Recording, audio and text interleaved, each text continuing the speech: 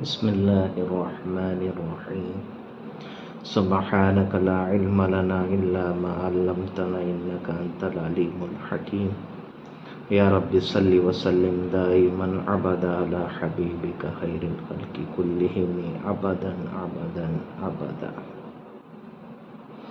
عملیات شروع کرنے سے پہلے سب سے پہلے بنیادی چیز ہے اپنی اصلاح کی نیت کا کرنا۔ عملیات کا سب سے پہلی بنیادی نیت ہے اپنی اصلاح، اپنی ذات کی اصلاح کی نیت سے شروع کریں۔ کوئی وظیفہ ہو یا قرآن کا ہو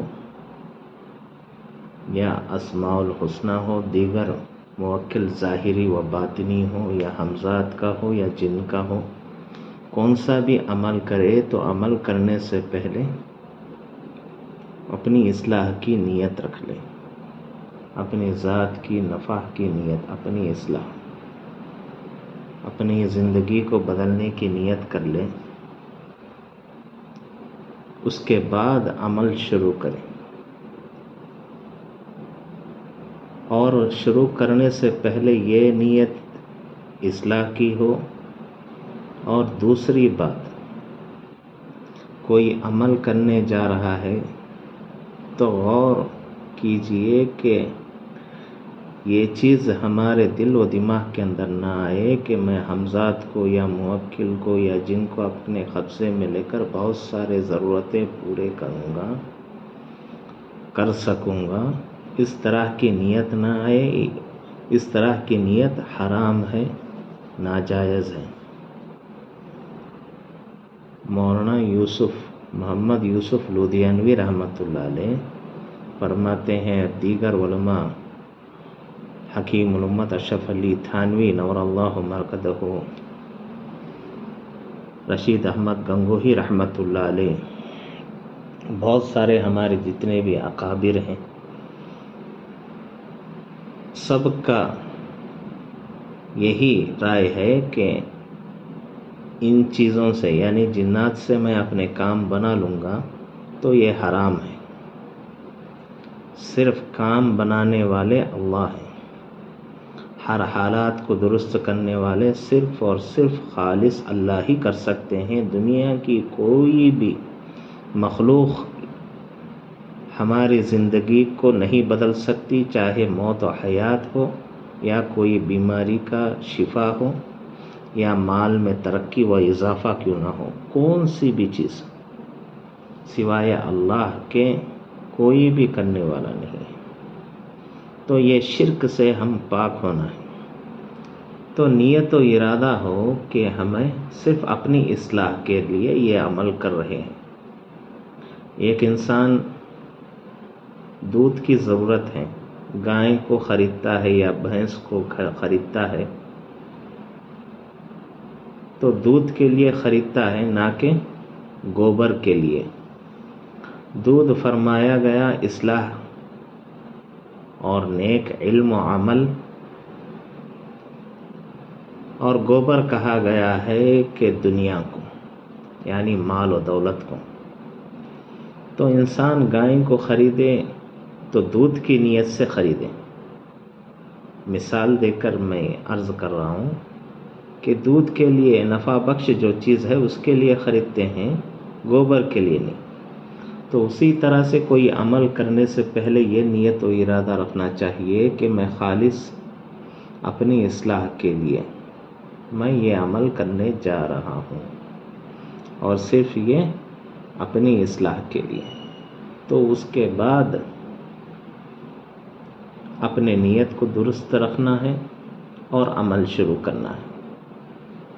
عمل کے دوران یا عمل کے آخر میں بھی یہ لفظ کو اپنے دل کے اندر ٹٹولنا ہے کہ کوئی چیز نہ آ جائے، کوئی نیت میں بگاڑ نہ پیدا ہو، تکبر نہ آ جائے، کینہ اور قسم قسم کے بہت سارے بیماریاں پیدا ہو جاتے ہیں عمل کے دوران۔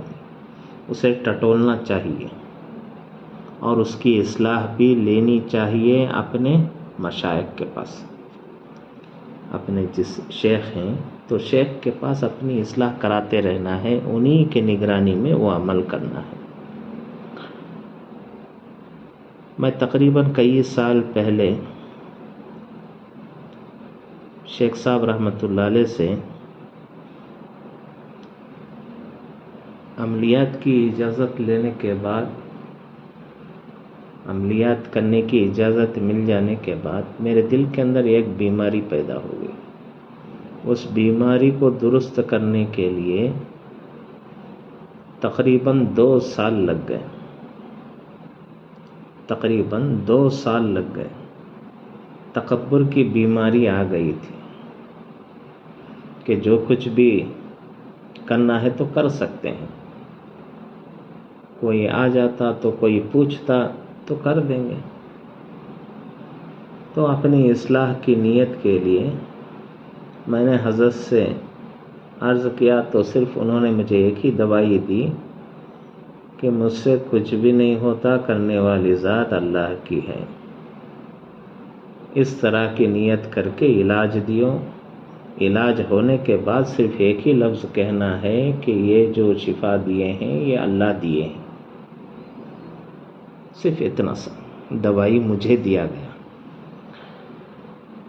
ابوالعز سمرقندی رحمۃ اللہ علیہ فرماتے ہیں، شیخ کی نگاہ سالک پر یعنی مرید پر پڑنا یہ شفا ہے۔ شیخ کی اپنے پیر و مرشد کی نگاہ مرید کے اوپر کا پڑنا، غور سے دیکھنے پر مرید پر وہ نگاہ پڑنا وہ شفا ہے۔ اور پیر و مرشد کی جو نصیحت ہے وہ دوائی ہے۔ پیر و مرشد کی جو نصیحت ہوئے وہ دوائی ہے۔ تو اسے ان نگاہوں کو بھی لینا ہے، شفا ملتی ہے۔ یہ ایک حدیث کی بنیاد پر ہے، الحق عین، اللہ کے نبی صلی اللہ علیہ وسلم فرماتے ہیں کہ نظر کا لگنا حق ہے، اسی طرح سے نظر لگنے پر برا بھی ہوتا ہے، اچھا بھی ہوتا ہے۔ اچھی نیت سے دیکھے گا تو اچھا ہوگا، بری نیت سے دیکھے گا تو برا ہوگا۔ یعنی نظر کا لگنا صحیح بھی ہے، اچھائی بھی ہوتا ہے اور برا بھی ہوتا ہے۔ نظر میں اچھے چیزیں بھی ہوتی ہیں اور خراب چیزیں بھی ہوتی ہیں۔ تو اس کے لیے ضروری ہے کہ ہمیں شیخ سے رابطہ رکھنا ہے، اور اس کے بعد کوئی وظیفہ شروع کرنا ہے تو ان سے اجازت بھی لے لے، اسی کے ساتھ وہ وظیفہ بھی مستقل اس کی ماہ زکوٰۃ کے ساتھ جو بھی عمل ہو اس کا شروع کرے۔ تو یہ نیت کو سب سے پہلے عمل کے دوران میں اول، درمیان، آخر میں تلاش کرے اور مانگتے رہے کہ اے اللہ میری سیکھنے کی وجہ صرف اپنی اصلاح ہے، اپنی اصلاح ہے، اپنی اصلاح ہے۔ اس کی دعا کثرت سے کرتے رہنا ہے۔ اللہ تعالیٰ اپنے فضل سے گوبر خود بخود دنیا کو آپ کے قدموں پر لا کر رکھ دیں گے۔ اس نیت کے ساتھ ہمیں کرنا ہے۔ اور جن موکل یا ہمزاد یہ جو عمل ہے یہ سارے کے سارے ان کو حاصل کرنے سے میں بہت کچھ کر سکتا، یہ حرام ہے، ناجائز ہے، ان سے کچھ نہیں ہوتا، کرنے والی ذات اللہ کی ہے۔ تو یہ نیت کے ساتھ ہمیں زندگی گزارنا ہے موت کے آخری سانس تک۔ ہاں جائز ہے، جائز چیز ہے، اجازت ہے، مطلب ثواب بھی نہیں ہے اس کے اندر۔ نیت اس طرح سے، ہاں اگر کوئی علاج کے لیے آ گیا، ہم احسان کا معاملہ کر لیں، اس کی نیت ہے اور ہماری نیت ہے، چاہے اللہ اجر دے وہ الگ بات ہے، وہ دوسری بات ہے۔ احسان کا معاملہ کرنے پر اجر ملتا ہے۔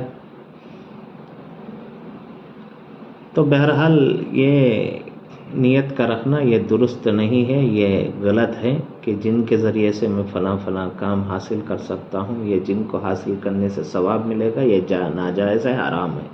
اس طرح کا عقیدہ غلط ہے، حرام ہے۔ سخت الفاظ کے ساتھ ہمارے مشائخ نے انکار کیا ہے۔ تو اس سے پرہیز کرنا چاہیے، اس طرح کا گناہ ہمارے دل کے اندر پیدا نہ ہو، نیت و ارادہ ہمارے دلوں کے اندر نہ ہو، اس کے بعد عمل کی شروعات کرے، یہ سب سے پہلی بنیادی نیت ہے۔